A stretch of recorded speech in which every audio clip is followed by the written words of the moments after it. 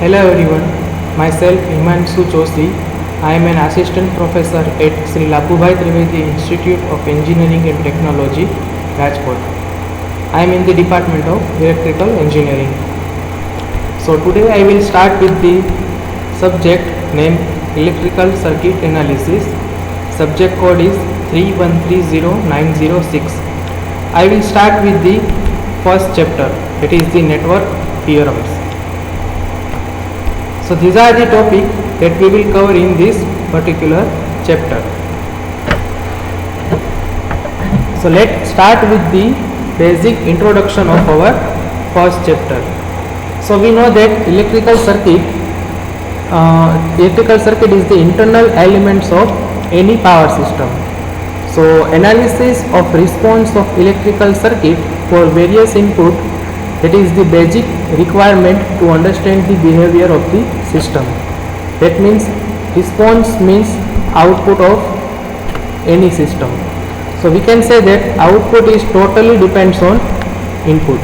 If input has been changed, then output will definitely change. So we can say that the basic requirement to understand the behavior of the system is to analyze the electrical circuit.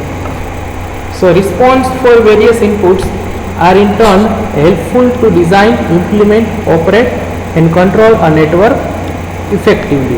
That means if we get the relationships between input and output, then by using that information we can design, implement and operate network very effectively. So the fundamental idea for this chapter is to provide the basic insight for the theory and problems related to electrical circuit analysis. So to start the network theorem, we have to first clear the basic fundamental theorem. The fundamental theorems are Ohm's law, Kirchhoff's voltage law, Kirchhoff's current law, voltage divider rule and current divider rule. So to start with the advanced theorem, we have to learn these 5 theorems. These are the list of theorems that we have to study in this particular chapter. That is the superposition theorem, Norton's theorem, maximum power transfer theorem, Thevenin's theorem, compensation theorem, substitution theorem, reciprocity theorem and Millman's theorem. So to start with these following theorems, we have to understand some of the words that is related to these 5 definitions. So the first one is what is the potential rise? That means if any current in any element is passed from negative terminal to positive terminal, then such type of voltage we are going to take it as positive, and that positive voltage is known as potential rise or rise in potential. That means let's see the example. Here current will flow from negative to positive. That means here potential will rise. That means we are at lower level. Suppose that let's consider this negative as lower level and positive at higher level. So we are moving from lower level to higher level. So that change is positive, and that positive voltage is known as potential rise. Clear? So if you find current in any element, either it is a source or it is a load, if currents flow from negative to positive, then that type of change is taken as positive, and that positive potential is known as potential rise. Now same potential drop.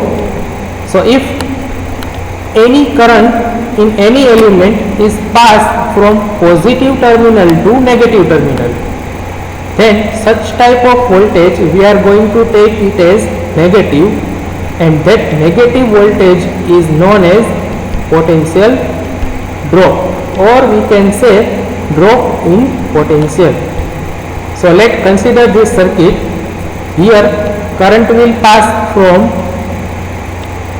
negative to positive. I am talking about this voltage source. Here negative, here it is positive. So it is known as potential rise. But look at here. In resistance, current will enter at positive terminal, leave at negative terminal. So this is known as potential drop. That means current is at higher potential, and from higher potential it will move towards the lower potential. So it is known as potential drop. So DC voltage across R ohm resistor is I into R. What is the voltage? Voltage is equal to current multiplied by resistance. Current we have taken as I ampere, resistance is R ohm. So voltage across resistance is I into R volt. But what is the sign? So to decide the sign we have to take the notation. Current will enter at positive, leave at negative. So it's a drop, and so we will take it is a minus IR volt. Now starts with the next theorem. It is the Ohm's law. Ohm's law is applicable to good conductors. So the statement is the ratio of potential difference V between any 2 points on a conductor to the current I flowing between them is constant. That means this ratio of V by I will remain constant. But the main condition is that the temperature of conductor should not change. If temperature has been changed, then the ratio of V by I is not remains constant. So the ratio of voltage and current will remain constant if the temperature of conductor is constant, and that particular constant is known as resistance of conductor.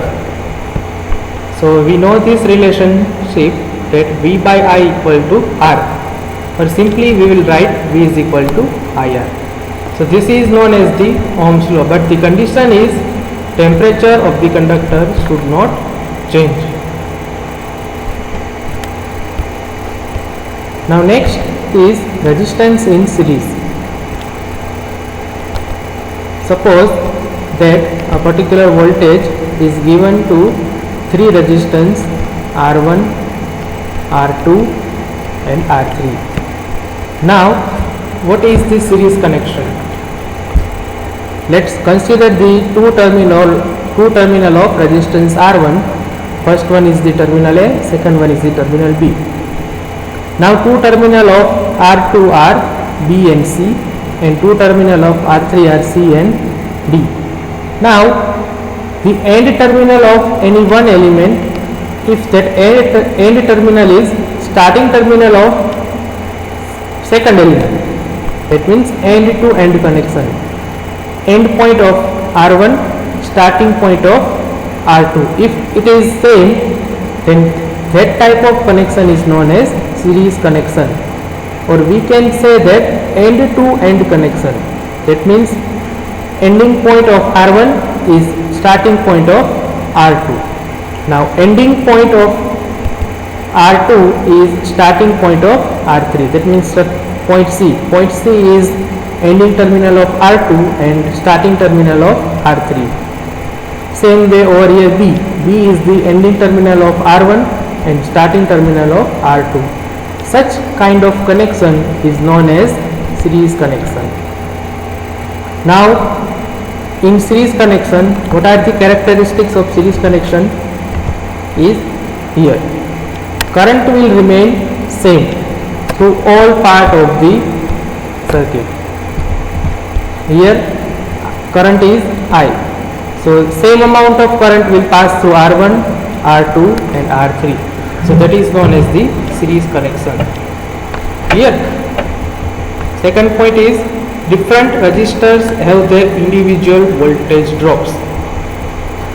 That means if current I is passed through R1, then that voltage is V1, and that is equal to I into R1.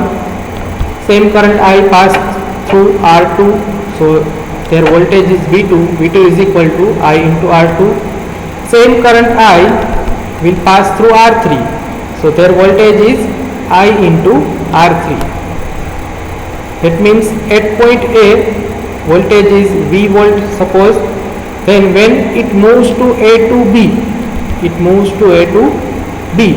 then voltage will drop by V1, and V1 that is nothing but the voltage across R1. So when it moves towards A to B, potential will drop by V1.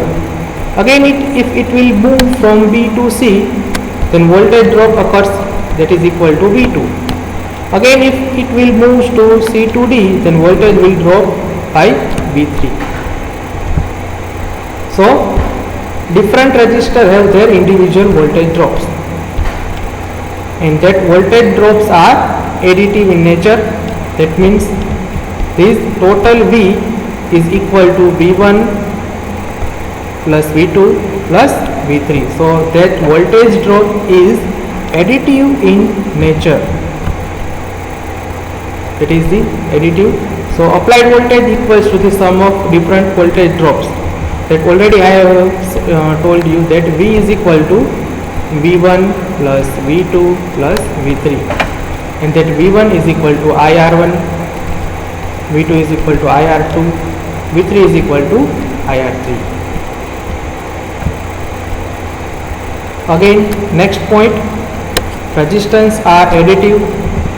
That we have already seen that total R in series circuit is equal to R1 plus R2 plus R3. So these are the characteristics of series circuit. Last one is the power. Power are additive. That means total power is equal to the addition of individual resistance power. Now in series circuit, we have to learn this very important rule, that is the voltage divider rule, or we can say that voltage division rule. So what is the application of voltage divider rule? The application is to solve the circuit to simplify the solution. Applying this rule can also give the simple circuit thoroughly. So what is the statement? The statement is the voltage is divided among resistors. That we already know that V is divided in V1, V2 and V3. Divides among resistors which are connected in series in direct proportion to their resistance. So now let's try to derive the formula for voltage divider rule. Okay, start with the V1. V1 is equal to I into R1. That means, let's suppose that in series circuit the current is I ampere. Three resistance will be there, R1, R2 and R3. Suppose voltage drop across R1 is given by V1. So what is the voltage drop? Voltage drop is equal to resistance multiplied by current. So for this V1, resistance is R1, current is I. So we can say that V1 is equal to IR1, same V2 is equal to IR2, same V3 is equal to IR3.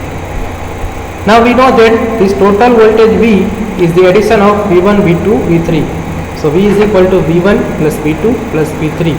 Now put the value of V1, that is equal to IR1, V2 is equal to IR2, V3 is equal to IR3. Now take I common from all these three. So equation becomes V is equal to I in bracket R1 plus R2 plus R3. So total current I is equal to V upon R1 plus R2 plus R3. This total current is equal to V divided by R1 plus R2 plus R3. So next we have to find the individual voltage. It means V1, V2 and V3. So we know that V1 is equal to IR1 and I is equal to V upon R1 plus R2 plus R3. So V1 is equal to, we have to put this value I. So V1 is equal to I into R1, and we have to put the value of I. So I can write V1 is equal to V upon R1 plus R2 plus R3 multiplied by this R1. Again same, we will get the value of V2, that is equal to I into R2. So multiply by I with R2, and to get the value of V3, multiply the R3 by this current I. So this is the way to determine the individual voltage in series circuit. Now there is a short formula to remember this voltage divider rule. That means whatever voltage you want to find, to determine that voltage, multiply the total voltage by the resistance across which you want to multiply the voltage. That means if I want to find out the value of V3, then we have to multiply the total voltage by R3 and divided by the total number of resistance that is connected in series. Now let's consider this one. If I want to find out the V1, I have to multiply V by R1 and divided by all the three resistance R1 plus R2 plus R3. Again, suppose I want to find out the V2, then I have to multiply V by R2 divided by total resistance R1 plus R2 plus R3. Again, I want to find out the V3, then I have to multiply R3 by V, and I have to divide that multiplication by R1 plus R2 plus R3. So it is applicable through n number of resistance are connected in series.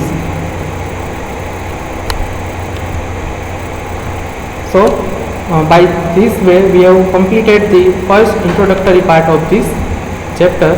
If you have any doubt, you can ask me.